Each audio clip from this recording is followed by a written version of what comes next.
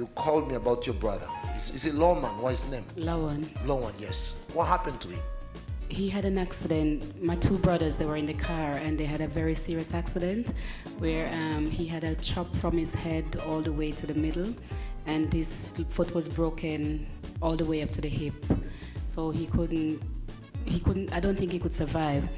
So after he went to the doctor, we were praying, and I called you to pray for him, Bishop. And you prayed for him. Immediately, he started having diarrhea. So now he's totally healed, he's walking, he's doing everything. But what happened that day after I prayed for him because he had pain? Pain all over. Because you see, his leg has been crushed. Yes, Bishop. Completely broken up to pieces. I'm talking about pieces. Pieces all the way up to the hip. Yes, Bishop. And he was in pain. Yes, Bishop. Then I prayed for him. And the pain stopped. There by there. Immediately. Someone say hallelujah.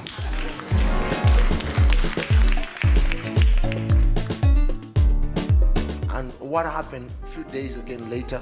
A few days again, we called him and he said he feel... Because he'd already been given, I think, 90 days to stay. Is it 90 days to try to get well, but... And not to move, to stay in the house or yes. Can't go back nowhere. But after that prayer... Yes, Bishop, after you called him, I think it was the following day. Yes. The following day I came back and you called him.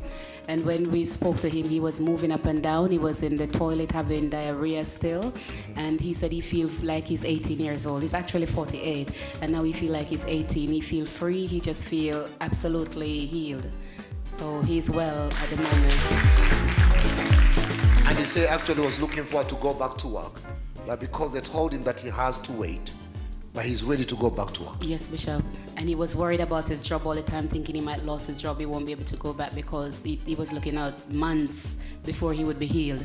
But he's totally ready now to go back to work, Bishop. And there is another testimony that you have last year again. Is it the year or the year before? It was last year. It was my son-in-law. Yes. What happened with this? Your son-in-law, come here closer. Your son-in-law have been having issue.